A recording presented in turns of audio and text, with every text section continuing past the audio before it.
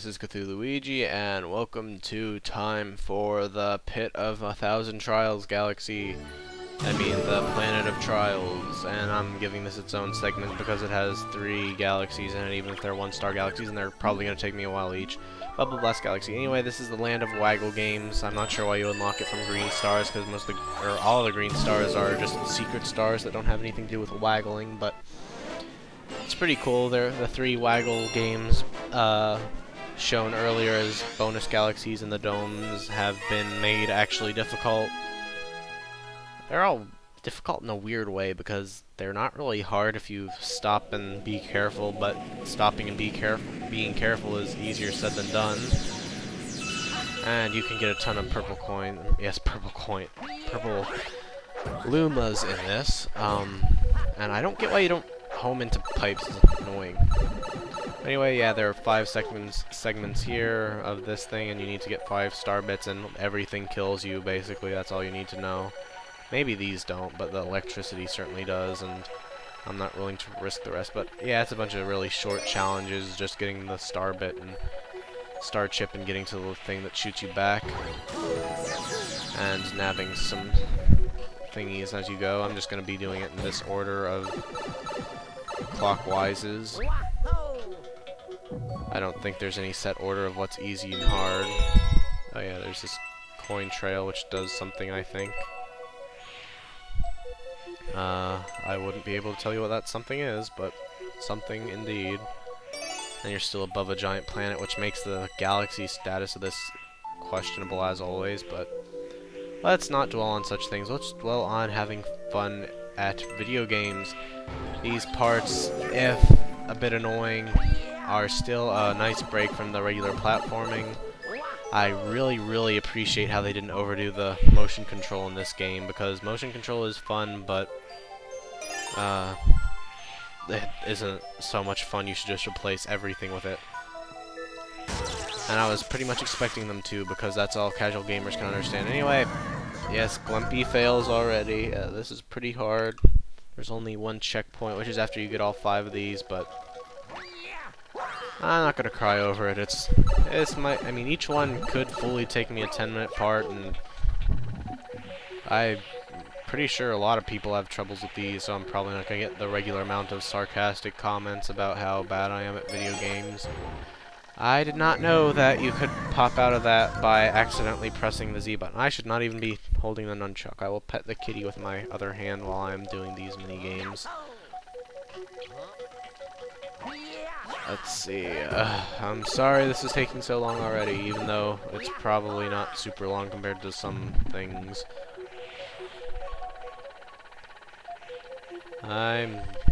It's a necessary evil in a 121 star run. Can't do a very good all stars run without getting all the stars, can we? And I think this one is probably the one I'm the worst at. I mean, Surfin' 2 Galaxy is kinda lame at points, but it doesn't really take as long, and I'm pretty okay at Golfin' in the Sky 3 Galaxy, because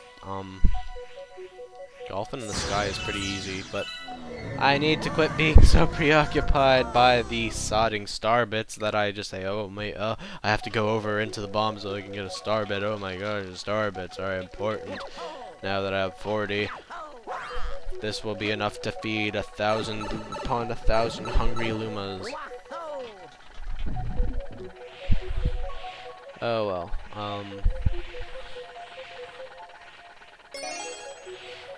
I wish all of them were more like this length, but I don't mind the game being a little difficult, even if it's not like the classical platformy difficult, if it's just random, make you learn a completely different style of play difficult. You know, I would say I wouldn't mind playing a full game with this kind of controls, but I actually would, so meh. This game should have leaderboards like Banjo-Kazooie Nuts and Bolts. That would be neat to see, like, the best times that people can do stuff, and like, I have no idea what else you would do besides best time, but even that would be interesting. Oh well. Gamers don't like internet, right? They like putting in special codes for every single game they own, and as well as the console, and yeah, I think they eat that stuff up. We're cool and modern by having any internet at all, even if it's laggy and terrible and you can't play with random people and you can't have fun. Whoops. I suppose saying you can't have fun is a bit mean, but prove me wrong, folks. Prove me wrong. Put a nice, fun, random leaderboard co-op mode into Mario Galaxy 2. Ho Yahoo! I mean, what? New Super Mario Bros. Is the first Mario game to be disappointingly short and featureless. Why not bring back the trend with good old Galaxy 2 by copying the last thing the New Super Mario Bros. Did, instead of being short and not really finished like New Super Mario Bros. DS was for this. New Super Mario Bros. Wii, which will have multiplayer, you can bring multiplayer, but no, then as much as we've all grown to love Captain Blasters and Murphy, they aren't good characters. Toads are filler characters for a reason. It is the reason Piantas have only been in sports games. They do not need to be major characters. If only there was some other plumber type, I mean, with the same general build as a Mario and a Luigi, that perhaps hadn't been getting very many games lately and perhaps were more charismatic characters than Mario, and perhaps would have more logical reasons to have the same moveset as Mario and Luigi, and perhaps were good characters that I like, and I know what it is. Wario and Waluigi are threatening to non-gamers. You can say whatever you want about Waluigi traditionally never being in any real games, even though he's great. About Wario having the WarioWare series, and he's moved on from real games, but no, the reason they aren't in it is because they are threatening to non-gamers unless they're in some kind of hilariously wacky circumstance. They just couldn't understand if a fat, scary person like themselves, I was not insulting all non-gamers, what's the word I'm looking for, non-homogeneous, homo, group of people with interesting things, and they aren't all just generic Americans, and this part is kind of hard, except I tend to rush through it, and sometimes it works, and I basically just try to rush through it over and over until it works. Anyway, yes, Wario is too threatening and like a grim reminder of what Americans, or I think Wario is actually just supposed to be what Japan views Americans as like.